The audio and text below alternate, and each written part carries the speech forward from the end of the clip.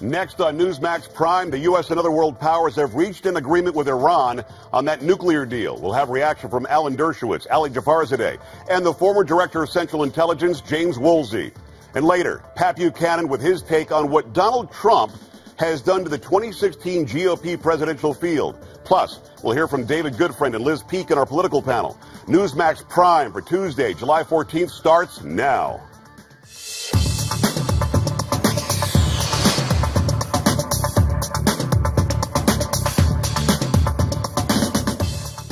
Good evening and welcome to Newsmax Prime. Joe Pags in for J.D. Hayworth. Of prime interest tonight, done deal. The nuclear agreement with Iran, 20 months in the making, has come to fruition. President Obama spoke earlier today and said today's agreement meets the goals he had in place throughout the difficult negotiations. Today, because America negotiated from a position of strength and principle, we have stopped the spread of nuclear weapons in this region. Because of this deal, the international community will be able to verify that the Islamic Republic of Iran will not develop a nuclear weapon. For more now, we bring in Harvard Law professor and Newsmax blogger Dershowitz. Alan is also the author of Terror Tunnels, the case for Israel's just war against Hamas. Alan, thanks a lot for joining us here at Newsmax Prime.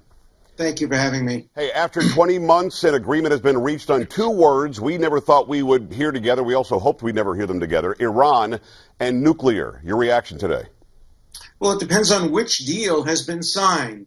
President Obama tells us this morning that under this deal, Iran will not be able to develop nuclear weapons. If that's the deal, I support it.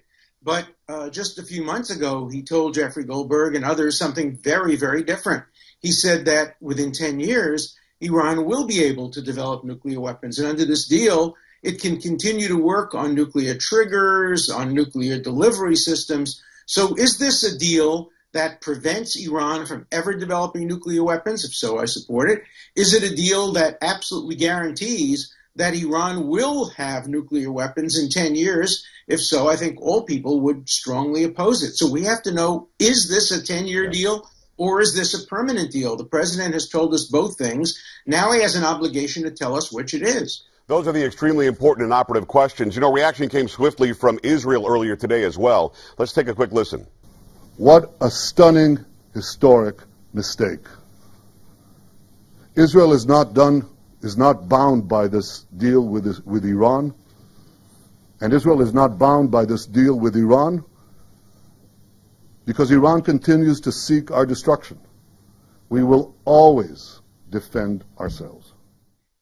We're getting exactly what we thought we'd get. We're getting conflicting reports. One side says, hey, this deal's going to stop Iran from getting nukes. Israel, of course, is concerned because it looks as though in 10 years, Iran, in fact, will have nuclear weapons. So what do you do now? What effects will this agreement have on Israel directly? And Benjamin Netanyahu already getting reaction from the opposition in Israel who says, well, he's the problem. What do you think? Well, first of all Israelis are united against this deal.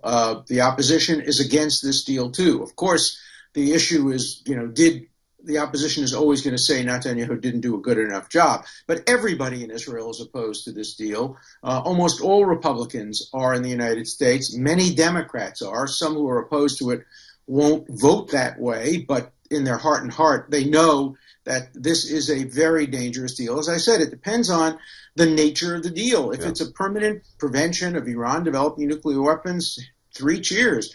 If it's a green light to develop nuclear weapons in 10 years, it's a very, very bad deal. I think the other thing that Netanyahu said that's very important is that Israel is not bound by this deal. Israel was not included in the negotiations, even though it is the intended target of the nuclear weapons. It's not bound by it, and it has an obligation to its own citizens to protect itself. Yeah. If it feels that Iran is cheating and is about to develop nuclear weapons, it probably will and certainly has the right to take whatever military action is necessary to prevent that from happening. You and I talked about this on my radio show. They're still chanting death to America. Not in the streets, Alan. They're chanting this in Parliament. They're still talking about the blood of Israelis flowing to the sea, blowing it off the map. They support Hamas and Hezbollah in whatever they want to do against Israel. Why do you think this government, the Obama administration, felt it necessary to even sit down with these people?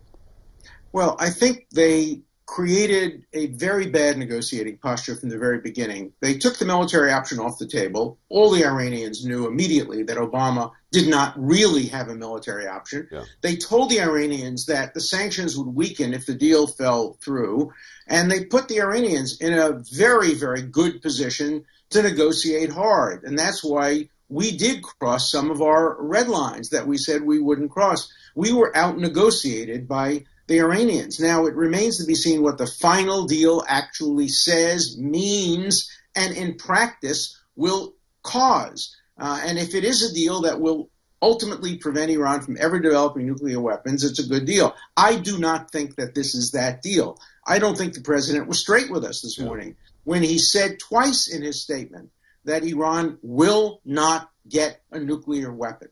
And to that end, let's bring in Ali Jafarzadeh. Ali is a Middle East commentator and a member of the National Council of Resistance of Iran. Ali, I appreciate you joining us on Newsmax Prime. You heard what the professor just said. The president says this will stop Iran from getting a nuclear weapon. You don't agree, do you? Definitely not. And it's not just my view. It's the view of the administration itself. Several senior administration officials appeared before Congress and testify before Congress that the deal that they're working is not going to prevent Iran from getting a nuclear bomb. Rather, it's going to extend what they call the breakout time from 3 months to 1 year.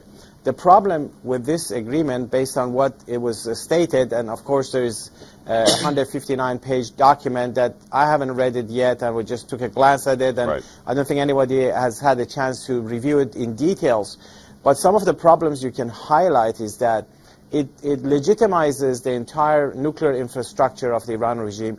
It maintains the enrichment capability of the Iranian regime. Yeah. It allows the Iranian regime to do research and development on advanced centrifuge machines. And I want to jump in here, Ali, if I may, I just want to jump in very quickly. Iran also said, we're not going to stop our centrifuges. We're not going to let you come and inspect our military sites. We'll decide which sites you can come and look at and what you can't come and look at. It sounds like an extremely one-sided deal. Do we get anything out of this? Does the Middle East get anything out of this?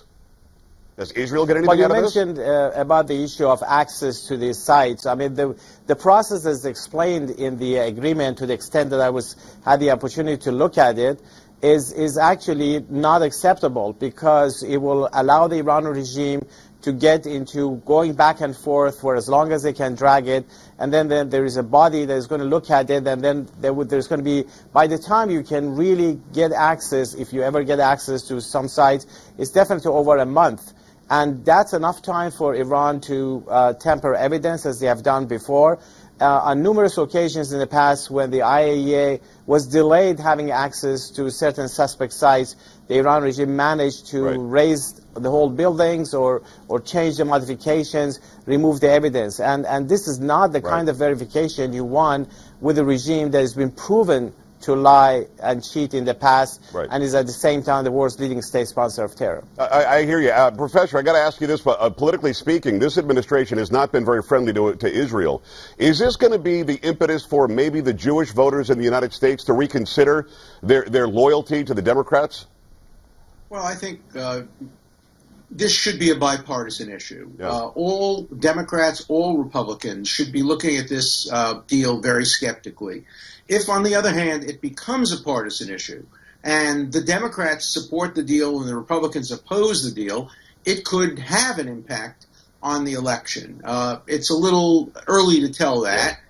We haven't heard very much from the Democratic potential nominee or nominees. We've heard a lot from the Republicans. I hope this remains a bipartisan issue. Support for Israel has always been a bipartisan issue. Opposition to Iran has always been a bipartisan issue. This should not break down into liberal conservative, Republican Democrat. It should be all Americans concerned about the possibility that Iran will develop a nuclear weapon in 10 years. The New York Times today called this a roll of the dice. You do not roll dice when it comes to nuclear weapons. The last time we rolled the dice with North Korea, it came up snake eyes. We lost. North Korea developed a nuclear weapon, and my fear is that Iran will develop a nuclear weapon in 10 years or even sooner. Could not have said it better. Professor, thank you. Ali, thank you. Again, the professor's book, Alan Dershowitz's book, is Terror Tunnels, The Case for Israel's Just War Against Hamas. Gentlemen, we appreciate your time. Newsmax Prime continues after this.